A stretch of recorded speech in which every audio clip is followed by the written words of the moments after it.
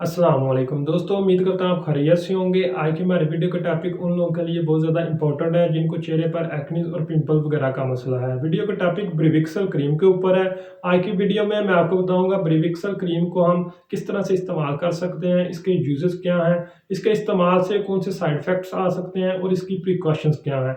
Video को and तक लाजमी देखिएगा। गुजारिश है जो लोग हमारे चैनल पर अभी नए हैं, चैनल को सब्सक्राइब कीजिए ताकि हमारी लेटेस्ट वीडियो आप तक पहुँचती रहे। तो ब्रिविक्सल क्रीम के जो एक्टिव इंग्रेडिएंट है वो बेंजाइल पर ऑक्साइड है। 4% इसकी स्ट्रेंथ होती है। इसको शॉर्ट फॉर्म में हम बीपीओ भी कहते हैं। ये किसी भी फार्मेसी से आपको आसानी से मिल जाएगी।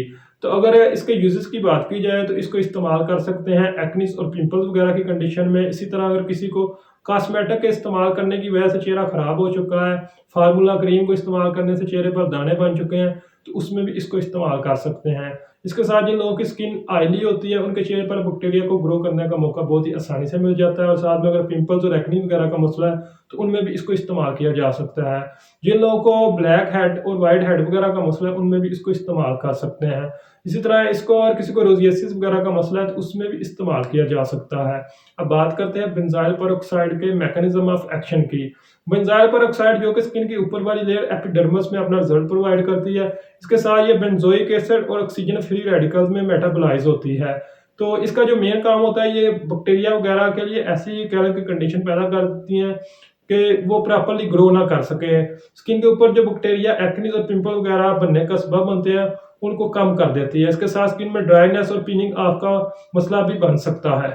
तो अब बात करते हैं बेंजाइल पेरोक्साइड के तरीका इस्तेमाल की। जो लोग इसको फर्स्ट टाइम इस्तेमाल कर रहे हैं उनको चाहिए पहले इसका टेस्ट कर लें। इसको 3 दिन तक जिस जगह पर एक्नीज और पिंपल वगैरह का मसला है वहाँ पर थोड़ी सी मिकदार में अप्लाई करें और देखें वहाँ पर अगर आपको रेडनेस या एलर्जी वगैरह का मसला नहीं हो रहा तो फिर आप इसको इस्तेमाल कर सकते हैं प्रॉपरली।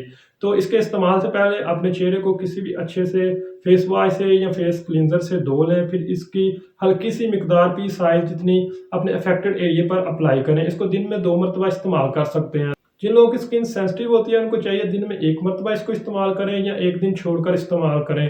अगर स्किन इसको टॉलरेट कर रही है तो फिर आप इसको इस्तेमाल कर सकते हैं। बेंजाइल पेरोक्साइड जो कि एक एंटीबायोटिक्स की तरह काम करती है, बिल्कुल उसी तरह जैसे एरिथ्रोमाइसिन और क्लिंडामाइसिन काम करती है। तो इसके कुछ सिनर्जिस्टिक इफेक्ट भी हैं। सिनर्जिस्टिक इफेक्ट ऐसे इफेक्ट को कहते हैं जब 2 मेडिसिन को कॉम्बिनेशन में दिया जाता है तो एक के इस्तेमाल से दूसरी का भी रिजल्ट बढ़ जाता है।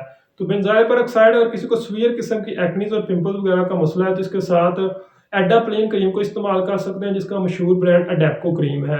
इसी तरह इसके साथ आइसोट्रिटाइन क्रीम को भी इस्तेमाल किया जा सकता है। स्किन ए के नाम से ये भी मोस्ट ज़्यादा इस्तेमाल की जाती है, तो इसके साथ इसका भी कॉम्बिनेशन में हम इस्तेमाल करवा सकते हैं। और ख़ास तौर पर जिन मेल फीमेल की उम्र 15 साल है उनमें भी इस कॉम्बिनेशन को इस्तेमाल किया जा सकता है। अब बात करते हैं इस क्रीम की प्रिकॉशंस की। जिन लोगों को एलर्जी वगैरह का मसला है उनको इसको इस्तेमाल करने से पहले डॉक्टर से मशवरा कर लेना चाहिए।